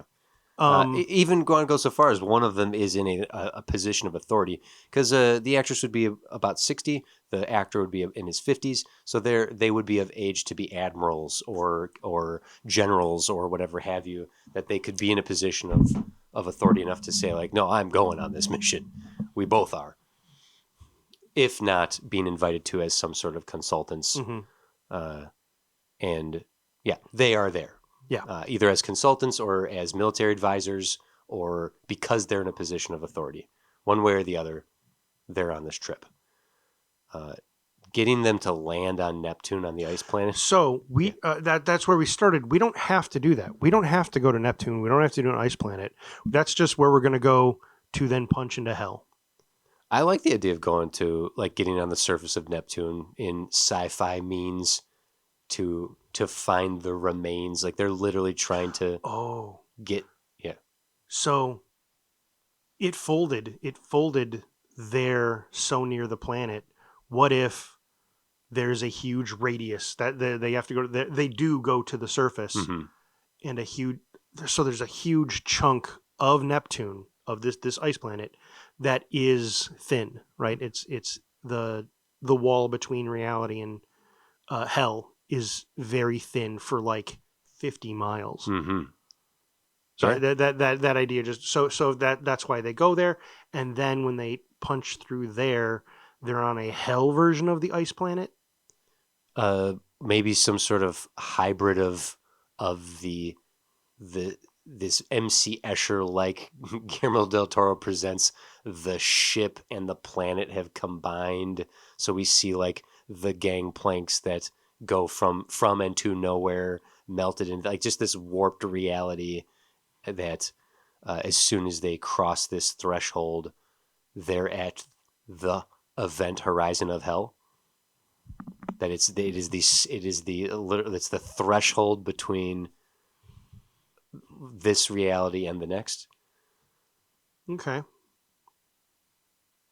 And if the goal is to find the drive, That's the mission. Yeah. That's the mission. The mission is to recover the drive. Mhm. Because while Justin has been able to map it out, Make a temporary device. make a temporary device, it's not, they need, just because it's the MacGuffin, they need as much of the original drive as they can. And maybe even the device he created is somehow linked in such a way to go like, the original drive is there. Well, what if I'm less enthused to go down to Neptune Oh, okay. anymore. If you want to go there, if you have ideas for it, I'm open to it. That's set piece. We don't have. You just want to go to the. That was the original idea, and then I realized, well, we don't actually have to do that. Okay. We need to get to the event horizon. We need to get to the ship. Right. That's just where the ship was. It disappeared there? So Yeah. why not go there? Yeah, but it didn't necessarily disappear on the planet. It doesn't matter. I'm arguing a dumb point. I think that I feel like the planet makes too big of a space. I realized it was already a big spaceship, but keeping it on just the spaceship floating in space. Okay, so the event horizon comes back. So my new idea Okay. is just the device Justin has made Mm-hmm. doesn't actually punch through to hell. Mm-hmm. He explains to them that the event horizon is stuck in the middle of a fold, right? Okay. And I've made a device that will help pull it back out. Okay, great. So I like that they get there, they activate it, and it comes back into reality, and now we have the same ship to have our adventure on. Yeah. And not it's been gone for 30 years. Mhm. We can do weird stuff to that ship. I'd like to do that. We can do more. Things Yeah. can be attached. This is what I To the want. ship. Yes, I think when they recall it, it's not the same ship. The same ship is there, but it has been built upon for 3 decades. Yeah. Something has continued to construct this thing. Yeah. So it is a monstrosity. It's not so large that it's planet size, but it's now just 30 years of it looks like a city folded inside out on itself. There's structures and platforms and like, well, where's the bridge? Like, what is this? Who built it? Mhm. Because if we want, we now have a bunch of Marines and we could create things to shoot at, whether it's visions of hell people or what have you. Mhm. If they're shooting at shadows, or my suggestion is that Justin is slowly turning them all against each other so that we have Marines versus Marines. Yeah. Just the idea that the ship comes back and it's gigantic. Yeah. It is huge. Like that's the event horizon. That's not the event horizon. I don't know what that is. Yeah. Yeah. So now that's a great set piece for them. And now because it's so big, it's a labyrinth. Mm-hmm. It's we need to still find the core. Yeah. Where's the core? Well, we need to find the original event horizon somewhere in that mess. Mm-hmm. And once we do that, then we kind of have a sense of the map of the ship. We could find the core. But we need to get in there and map it and figure it out. Actually, Justin could say, I have that as well. He could have a map of the ship. And then, right, our crew is like, what? What? Where You knew this? How did you know this? There's no time. We need to go. grabbing him by the front of the suit. Like, a whole need to know kind of thing.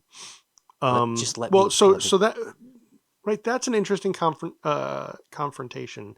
Do you think it would happen that quickly? That they'd be like, "What's going on here, crazy wizard man?" Well, here let's back up to that. Before we get to that point, let's back up. Let's map this out because we actually beat out our prequel pretty well. Yeah, like we just went beginning, and the rest, and speed up to the end. Yeah. So our movie opens with some sort of in this year, the event horizon. This year came back. Mm-hmm. Captain Miller sacrificed himself. There were 3 survivors. 2 of them went on to live. One of them's been comatose. Justin wakes up after being comatose for 25 years.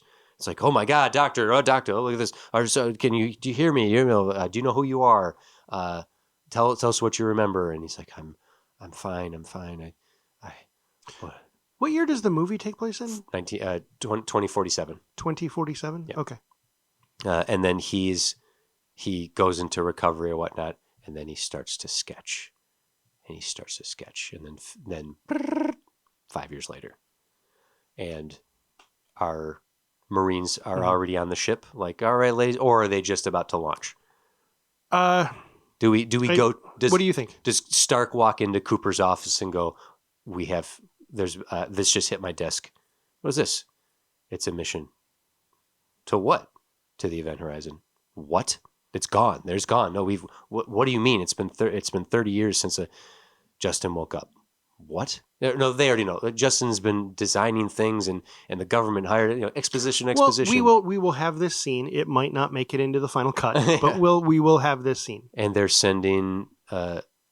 Justin does a thank you all for. They're planning on salvage mission. They're planning on getting the Event Horizon back. Yeah, Weir's core is the goal. Lay it out, and then. Womp baba loo ba womp bam boom to the fruit, and then we have our Marines just like, hey, we're jacking it around, hey, oh yeah, some nerdy scientist guy that's been in a coma for a long time has sent us on, folding time and space. I don't even know how to fold my laundry. Hey, this guy over here, whatever. So they're on the way, and we even know how to fold my laundry. So we have our Space Marines, our Roughnecks. Uh-huh. We have Justin here who's overseeing the whole thing, and he's very quiet, nebbish, a man who's been through hell and back. And Cooper and Stark, last minute, have joined the mission as well. Yeah, I guess so. Yeah, we're just here for you, Justin. Maybe one of them is already super suspicious. Yeah, if not, when did you learn quantum mechanics? Just stuff like that. Yeah. Distrust is there. Absolutely. So we get to the orbit, and it's like his device is like a recall device. It's like what pulls the and so we'll have a wonderful Star Trek shimmy of the Event Horizon coming back into this reality, and then it's this massive, just this monstrosity. It's like, what is that? That's the Event Horizon. No, it's not. We need to find it in this mess. Yeah. To find the core. And what's more, it's not just that it's been built upon for 30 years, wherever the hell it was. It's not quite a clock, but to give us a clock-like thing, or to something to create a clock out of. When they get out there, it's literally an array of satellites they have to release that focus on a spot that rips it open, that allows the Event Horizon to come through. Yeah. But it doesn't come through. It materializes here. So they only have as long as those lasers can hold out. Got it. So if they run out of power, if the satellites get taken out, weather, things like that, space weather, it will fade back into the between. So it's like opening up, like ripping open a window for it to come through, kind of thing. Like that, or that it just materializes. Both. They are ripping open time and space. So no, it's not like a 2-dimensional window you can open and then it'll come through. It's they're basically blasting the Higgs boson particles in this region, and that's allowing the Event Horizon to surface to our reality. Got it. Okay. But it won't stay here once the lasers stop shooting on this point. So that gives us our ticking clock. And then I guess to sort of stick with tradition of what we've done with now the third movie here is, if Stark or Cooper, one of them is going to be our POV character essentially. If one of them is already having nightmares before this all starts, before they if we, let's say Stark. So Stark is asleep and wakes up from a nightmare just as Cooper shows up and says, "Hey, this mission just hit the desk. Justin's going back for the Event Horizon," and she just had a nightmare. It's already begun. Sure, yeah. I had a dream last night. I have nightmares every night. This one felt different. Something doesn't feel right here. Wouldn't they pay attention to that more? For movie's sake. Okay. I mean, maybe Cooper's even says, like, I have been keeping my eye on Justin for 30 years. He's never shown any sign of anything that we should be concerned about, other than the fact that we're about to go back where this all started. He slept for 25 of them. Yeah. And I've been watching for and the for past five, he's been acting super crazy, but that is still, it's only 1/6. So overall, not crazy. Well, especially if Justin's very put together, it's like, I'm fine. I'm just very calm, and I'm, he's not he's just kind of weird. Okay, so if Stark is our POV character, having dreams, she would be the one who is suspicious yes. of Justin. Like, how do you know quantum mechanics and all that kind of stuff? Or even or maybe she asks Cooper that, and he says there are some he maybe. What do you think about him seeming dodgy as well? Not going to go full on corporate like aliens, like Burke, but he is still being cagey about some stuff. A little bit of like the greater good. Yeah. And so what if his goal is to recover Miller? Yes. And that's why he's willing to put up with some of this stuff. Yes. And he doesn't want to tell Stark that right away. Yes, 100%. Yeah, totally agree with that. Okay. That's great, because now we sort of have like 3 points of an idea. Like, all 3 of them have different motivations here. Stark is going along because she's sensing something's wrong. She needs to see this and through Cooper the end. convinces her to come to stop it. Yeah. We're going to stop this. Yes. But Cooper's mission is actually to let this see it through so he can save Miller. And Justin's mission is to unleash hell, although that's not fully revealed until he finally shows his true colors. And the justification to Cooper could be Cooper's justification to Stark, when she inevitably asks, well, why are you letting it happen? Like, you're high up enough ranking anyway. Why are you letting it happen anyway? And he, something like, they won't stop until they get it, or they see it's impossible. Yeah. So we're going to go show them it's impossible. So he's telling her right away, we're going to make sure this fails. We're going to make sure this fails. But really, his ulterior motive is, I need it to open. We can say, there has to be a way to save Miller. Yeah, that's cool. It's sort of, I like this. Okay. So then when we see the revelation of this behemoth and they go on, we have our Space Marines as sort of secondary characters to just be fodder for this whole thing. But I mean, that's what the pilot and Jason Isaacs and that's what they were for. So as soon as we're on this thing and they start exploring it and the nightmares start occurring and it's ramping up, I guess once they're on it, we're at like a 15, 20 minute point once they're on it. Okay. Wait, 15, 20 minutes into the movie? Is that what you're thinking? This is funny because normally you're the one who speeds too fast at this sort of stuff. And I'm like, this is about 20 minutes, maybe 30 if we're really stretching out the narrative. Not stretching out. We're developing these characters as they are, the status quo. We want to care enough about these Marines. I think it's 20 to 30 minutes. Yeah. Okay, good. So we get on the ship, and now begins the unraveling of the nightmare, where the Marines start acting a little bit, game over, man. Yeah, well, because they start doing stuff, they start seeing their nightmares. Oh, let me add a layer here. Okay. Because we've had enough time in our humanity that Mars is a thing, and let's assume some of the moons have been. Some of these Marines are veterans to some war that has occurred in this time period. Okay. So that once they're on the event horizon, the enemy can start coming out.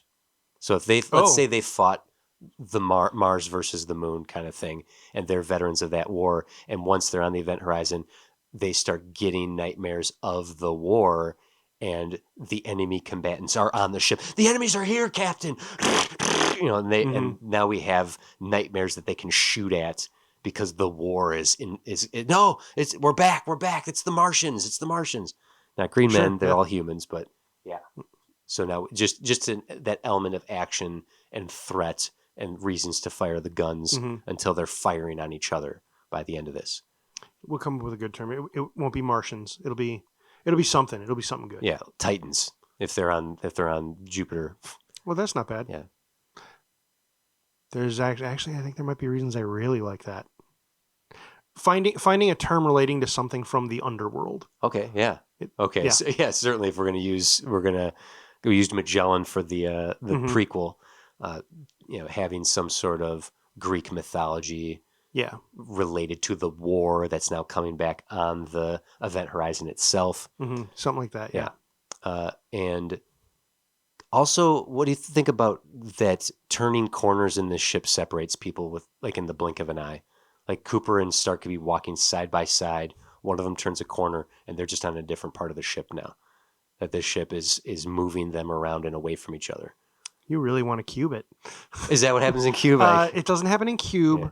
Yeah. It happens in Hypercube. Oh, okay. Cube 2 Hypercube. Cube 2 Hypercube. Just it doesn't have to. We don't have to. No. It can. Why? How and why would they ever find each other again? Yeah, that's fair. I'm taken aback. I threw it out there. I'm taken aback. It can be a thing that happens in the third act. We can ramp to that once they're getting closer to. Once they're on the ship and they're exploring it, and just the hints of unease is building here. What's the first big moment? Okay, let me suggest this. We get on the ship. We start exploring. People are kind of having their visions and they're hearing things, and the unraveling is beginning. Stark's the one who's the most on edge because she's like the most suspicious here. And they find the Event Horizon. Within this, they finally find a section that go, this is it. No, look, this is this panel. And they have to climb through the window. Oh, yeah. That shattered out. Yeah. They climb in. Yeah. They're in the space, and it's like, okay, we found it. And it's in pristine condition. Like it isn't in and they're like, this is we are on the Event Horizon now. And Justin's like, great. Now we can find the core. And Justin like shuts a door on them. Like immediately, once he knows where they are and know what they have to get, he turns on them immediately and slams the door so he can get to the core. Okay. And now we launch ourselves into the latter half of the movie where we're running and gunning and nightmaring, maybe? Maybe. Or is that too quick? I think that's too quick. Okay. So thinking about why they're there, thinking about whose goals are what, I feel like they would get there. I feel I like the idea of they're already on edge because the ship is expanded. I think it probably looks hellish. I think it's a lot of what they encountered in Event Horizon, maybe even more so, right? Like there's gore on the walls, unexplainable. Like this is extra ship with extra dead bodies. What's going on here? But they find the Event Horizon. They find the Event Horizon. Sorry,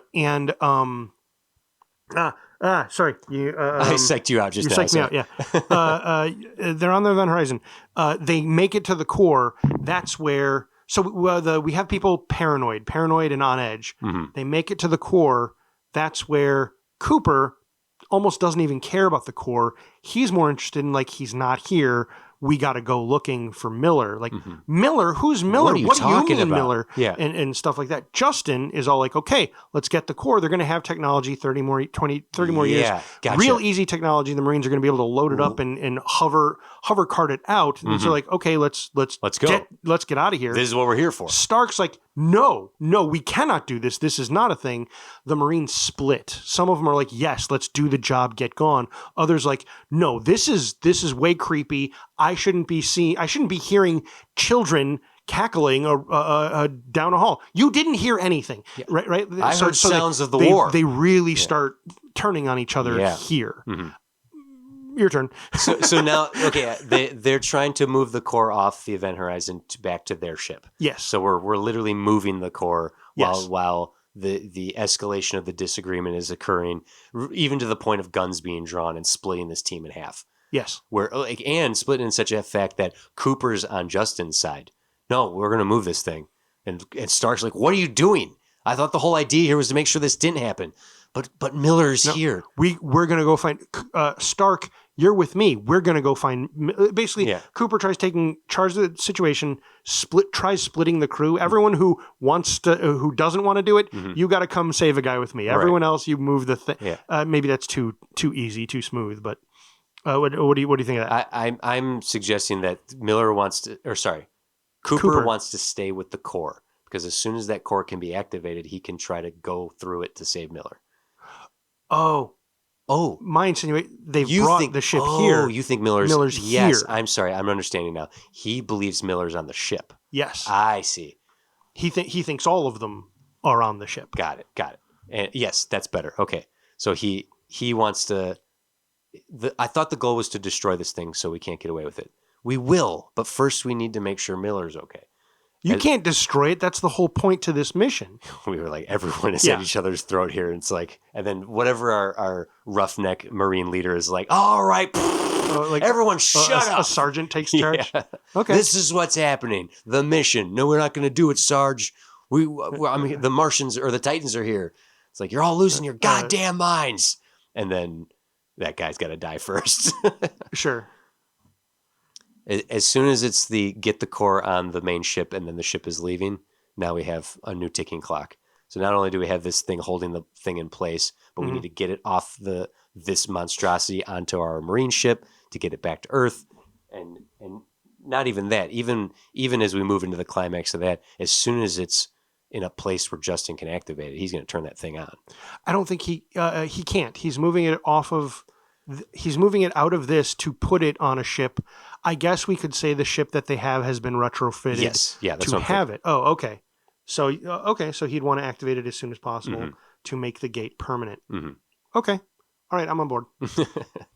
And now it's just a matter of fighting amongst each other and the nightmares that keep coming out of space here. If this thing is leaking like radiation in a sense, it's leaking nightmares just like it did in the first one. If once they get to the event horizon, and especially if it's pristine and stuff, the Marines wouldn't blink an eye, but the Cooper and Stark would be like, "What is happening?" Yeah. They look at the logs. What if Miller has left a log? Oh, What if Cooper has before they even find the device, the drive? Mm-hmm. Cooper has taken a contingent because he's found evidence Miller's alive somewhere in this fractal. Mm-hmm. Is that true? What do you think? I think no. I think that this is all. You think it's a trick? It's all a trick of this hell that is manipulating him into doing this. And that's a sad truth of what this series has done to people. A, how do we prove that? How do we prove that it's lying? Mm-hmm. B, technically the demand already presumed Miller was in hell, and this is a rescue mission. That's true. Okay, yes. Miller is there. Miller is on the ship, and while Stark and her contingent of Marines are fighting Justin and his contingent of Marines, and Cooper has gone off with just a couple people to try to find Miller, or even if he ends up alone. Oh, let's say, here you go. He goes off with a contingent of Marines. The couple that he have are the ones who have the nightmare of the Titans, and they get lost in the hell of their own nightmare. And so now Cooper's on his own, and he finds Miller. And meanwhile, the fight of the core is unleashing nightmares at them as well, seeing hints of the past. Like Stark is starting to see more and more. The other Marines are starting to see each other as monsters and not even human anymore. And Justin is reveling in all of this, trying to get this device out to his ship. I feel like Justin, with his hell powers, would be making sure the Marines that are helping him get the thing out don't succumb to the visions. Or are attacked by the things. And that could actually be a thing, an escalating problem. Like these Marines are moving this thing and like things happen and Justin's like, no, ignore that. Ignore and like, it, yes. disappears. Okay. Cooper finds Miller. Yes. Somewhere in this thing. He finds him and Miller's meditating or sleeping like he's been somehow surviving, and he's very... I think he's been tortured. Yes, that's what I'm saying. He's messed up. Yeah. And Cooper finds, he's like, Miller, I came back for you. And he's not fully conscious yet. And then he finally locks in his eyes on Cooper. He's like, what are you doing here? Why did you come back? Oh, sure. Why are you here? Yeah. And he's like, I came to save you I thought you were in hell. I am in hell. This is hell. It's already out. This is it. Nothing is contained. Yeah. We are in it right now. Like we can't let it out. The event horizon is already hell. Like if this thing has been leaking nightmare, it's already leaked this space. Like they are in hell right now. is I want to give him a bit of dialogue there that suggests the event horizon is reverse. It's not we've crossed the event horizon into hell. Mm-hmm. It's when we if the event horizon, if hell crosses the threshold into reality, Yeah. everything is lost. Yeah. And it already is here. This is it. Yeah. This is hell. You're in hell. You are in hell right now. We can't let it out. Yeah. And so as soon as so Justin doesn't even need to like, he wants to activate this thing further. It's like, it's already bringing hell with it. If he like crosses, like, I don't know. Yeah. And so now I think we're saying this. Okay. So now Cooper and Miller we need to blow this whole thing up sky high. Everyone needs to die kind of thing. No, you can't blow up hell. Yeah, it's true. Maybe that's no. They want to escape. They would now be on team destroy the drive. Yes, the Team Stark. Yeah. So if they destroy the drive, will it like implode on itself and pull everything back to where it's supposed to be? Is that the idea? Yep. Okay. I'm not sure I understand the term. Basically, if you just upset the laser array, it'll go away. You're right. The core is the MacGuffin that's going to be a problem. Yeah. But the way to destroy it is to disrupt the laser array. Yeah. Got it.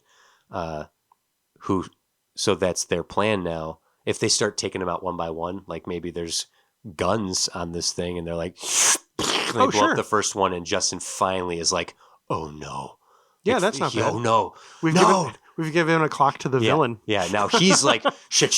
No, get to the ship. We need to get back to the ship now. And then the Marines who are being fueled by Nightmare are actually like more venom. Like, I do kind of like so he's doing his best to keep hell from affecting the Marines, but I think in that third act, or maybe second and a half act, whatever, the Marines are pretty much done. They're used up, and Justin is actually calling forth demons. Right, he's calling forth the hallucinations and nightmares to come help push this thing. Yeah. What do you think of that? Yeah, like once he sees that thing blow up and he's panicking now, he's like, "Come on, I'm doing this for you." And like maybe there's one Marine who like was willing to frag the others because better to serve in hell than, or better to reign in hell and serve.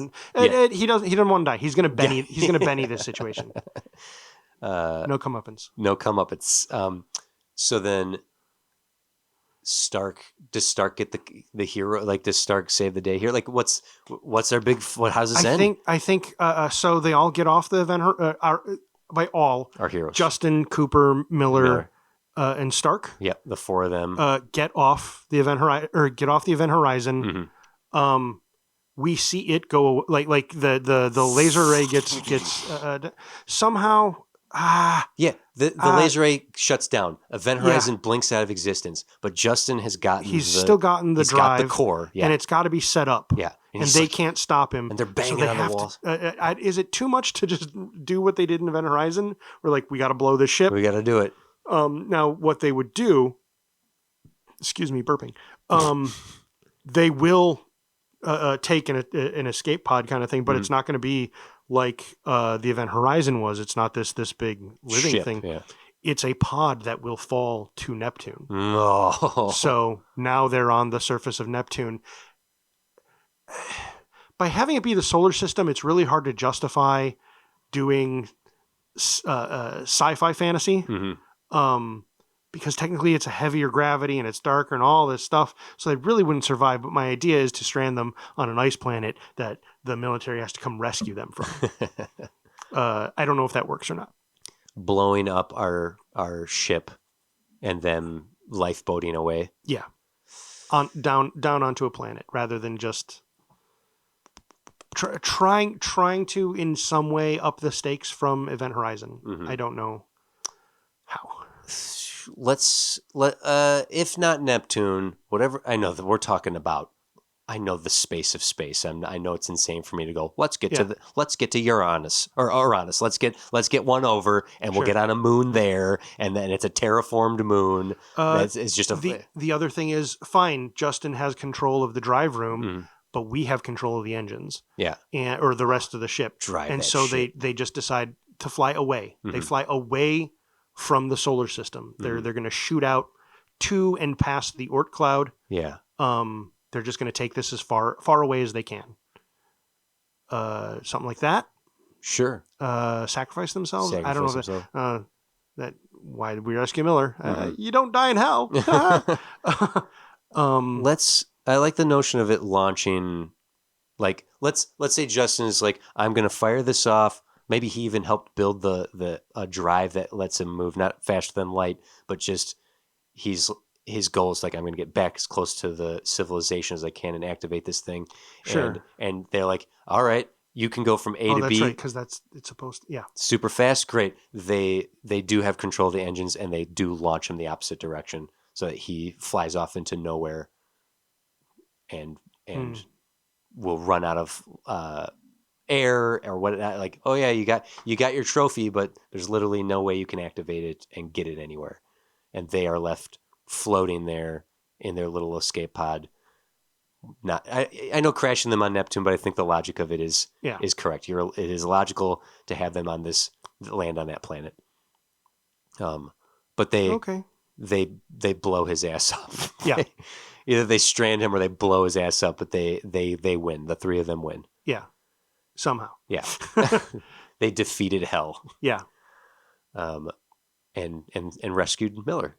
Mm-hmm. And now they're floating there, and it's they're free. And now it's just a hope of whether or not they'll be rescued by someone.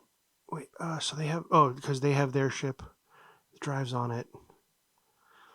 Yeah, yes, yeah. There's still some. I'm gonna cogitate on this. Okay, but I'm gonna call it there. Okay. For at least for these initial pitch, we'll move into some like continued conversation territory. Probably, yeah. But Mike Sullivan, yeah, I was wrong. We got 2 out of it. I thought maybe it would have been 1 movie, but there we go. I'm gonna call it right there because we very energetically got to the climax here. And now I got to know, how did we do? It's I'm gonna throw it to you, the listeners, Mike specifically, but of course anyone listening right now. What do you think? How do we do, Jim? What do you think? I think we did pretty good. I like it. I have an alternate idea. Oh well, it's not too different from what we did, mm-hmm. but it would just map to in Dante's Inferno. Oh, that's fun. It would be them exploring the 7 layers of hell till they get to the center, the centermost, which is ice, which is the Event Horizon, and betrayal, according to the Divine Comedy. Which they'd find Miller and Weir, and Justin would be like, "No, I was betraying you the whole time. We knew, Justin. Yeah, come on, were we stupid here?" But you can let us know how we did. You got to message us directly at studiodemandsit.com or on Instagram at studiodemandsit. You can look for this episode post if you want to be real specific. But you can also message us directly on there, or you can message me directly at TC's Big Head on Instagram. Jim, you're on Instagram. Where are you at? Where are you on Instagram? Do you want people to come find you? At Jay Berzelic or yeah. Well, at Jim Berzelic, it's one of those. Okay, and if you're not already, please subscribe. It doesn't hurt you none. You just click a little button there, and and it helps us and throws us out in there to algorithm. If you want to give us a little review, and you can find us on YouTube and TikTok, where we post content, including stuff not here on the show. I just posted Captain Marvel's commentary highlights. If you want to head over to TikTok for that, Jim, where else can people find us? You can join the conversation on Reddit at on our subreddit at r/Studio Demands It. And you can join our Discord by going to our website and clicking on the Discord link there at the top and come talk to us there. Great. You want even more? You can head over to Patreon, and for a couple bucks a month, you can get episodes early, commercial free, as well as extended double-length episodes. Prior to this episode tonight, we did a review for Event Horizon because we had just watched it as a refresher. And moving into bonus territory here, Jim's going to pitch some alternate ideas for this film itself. So if you want to head over to Patreon. Okay. It was really just the seven. You did it already. Inferno. Yeah. Okay, never mind. But you can also just subscribe for free and catch our Suddenly Conversations on there as well, which are free. But you could do that. Okay. But a massive thank you to our godfather and producer of the network, David Geiser, for everything that he does for us. So please go check out those other shows that he produces, such as Another Zelda Podcast, the tentpole of all tentpoles that got us to where we are today. But I also want to thank all of you for listening, and I want to thank Jim. So, you have anything else to say, Jim, before we end this craziness? You're welcome. You're welcome. To me?